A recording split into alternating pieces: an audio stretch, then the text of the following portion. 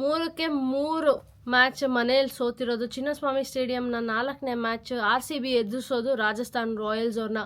4ಕ್ಕೆ 4 match ಸೋತಿರೋದು Rajasthan Royals. So ಅವರು ಗೆಲ್ಲೋದಕ್ಕೆ ಏನೇನು ಮಾಡಬೇಕು ಅನ್ನೋದು ಯೋಚನೆ ಮಾಡ್ತಾ ಇರ್ತಾರೆ. ಬಟ್ ಪ್ರಾಬ್ಲಮ್ ಏನು ಅವ್ರ ಟೀಮಲ್ಲಿ ಅಂದರೆ ನಾಯಕ ಸಂಜು ಸ್ಯಾಮ್ಸನ್ ಇಂಜರ್ಡ್ ಆಗಿರೋದು. ಸೊ ಅವ್ರ ಅವೈಲಬಿಲಿಟಿ ಇರೋದಿಲ್ಲ ಈ ಒಂದು ಮ್ಯಾಚ್ಗೂ ಕೂಡ. ಓಪನರ್ಸ್ ವೈಭವ್ ಸೂರ್ಯವಂಶಿ ಮತ್ತು ಯಶಸ್ವಿ ಜೈಸ್ವಾಲ್ ಮಾಡಿದ್ರೆ ಇಬ್ಬರು ಡೀಸೆಂಟಾಗಿ ಆಡಿದ್ದಾರೆ ಲಾಸ್ಟ್ 2 ಗೇಮಲ್ಲಿ.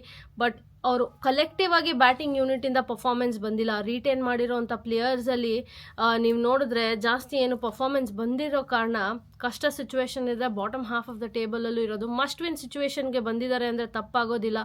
ಅವರ ಬೌಲಿಂಗ್ ಡಿಪಾರ್ಟ್ಮೆಂಟಲ್ಲಿ ಜೋಫ್ರಾ ಆರ್ಚರ್ ಅವ್ರಿಗೆ ಯಾರು ಸಾಥ್ ಕೊಟ್ಟಿದ್ದು ನೋಡಿಲ್ಲ ನಾವು. ಸೊ ಅಲ್ಲಿ ಕಷ್ಟಪಡ್ತಾ ಇದ್ದಾರೆ. ಕ್ಯಾಚಸ್ಸು ಕೂಡ ಸಿಕ್ಕಾಪಟ್ಟೆ ಡ್ರಾಪ್ ಆಗ್ತಾಯಿದೆ ಅವ್ರ ತಂಡದಲ್ಲಿ. ಬಟ್ ಇನ್ನೊಂದು ಕಡೆ RCB ನೋಡಿದ್ರೆ ಹೋಮ್ ಗೇಮ್ಸ್ ಒಂದು ಗೆದ್ದಿಲ್ಲ.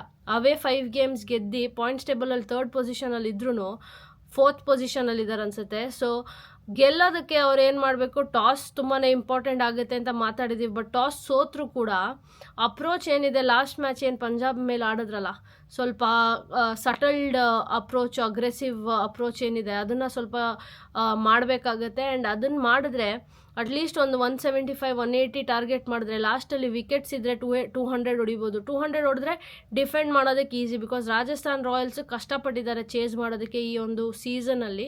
ಸೊ ಹೋಪಿಂಗ್ ಆ ಒಂದು ಇನ್ನಿಂಗ್ಸ್ ಬರುತ್ತೆ ಅಂತ. ಆ್ಯಂಡ್ ಕ್ರೂಷಿಯಲ್ ಏನಿರುತ್ತೆ ಅಂದರೆ ವಿರಾಟ್ ಕೊಹ್ಲಿ ಮತ್ತು ದೇವದತ್ ಪಡಿಕ್ಕಲ್ ಈ ಒಂದು ವಿಕೆಟ್ಗೆ ಎಸ್ಪೆಷಲಿ ಪರ್ಫೆಕ್ಟ್ ಬ್ಯಾಟರ್ಸ್ ಅಂತ ಹೇಳ್ಬೋದು. ಬೌಲಿಂಗಲ್ಲಿ ಚೆನ್ನಾಗೇ ಮಾಡ್ತಾ ಇದ್ದಾರೆ. ಸೊ ಅದೇನು ಟೆನ್ಷನೇ ಇಲ್ಲ. ಸೊ ಓವರಾಲ್ ಈ ಒಂದು ಮ್ಯಾಚ್ ಬೆಸ್ಟ್ ಆಪರ್ಚುನಿಟಿ. ಬೆಂಗಳೂರಲ್ಲಿ ಮ್ಯಾಚ್ ಗೆಲ್ಲಬೇಕು ಅಂದರೆ ಇವತ್ತು ಅಣ್ಣವರ ಬರ್ತ್ ಆ್ಯನಿವರ್ಸರಿ. ಸೊ ಆ ಒಂದು ಒಳ್ಳೆ ದಿನ. ಸಚಿನ್ ತೆಂಡೂಲ್ಕರ್ ಸರ್ ಅವರ ಬರ್ತ್ಡೇ ಕೂಡ. ಸೊ ಹೋಪ್ಫುಲಿ ಸ್ವಲ್ಪ ಲಕ್ಕೇನೋ ನಮ್ಮ ಕಡೆ ಬರುತ್ತೆ ಅಂತ ಅನಿಸ್ತಾ ಇದೆ. RCB ಗೆಲ್ತಾರೆ ಇವತ್ತು.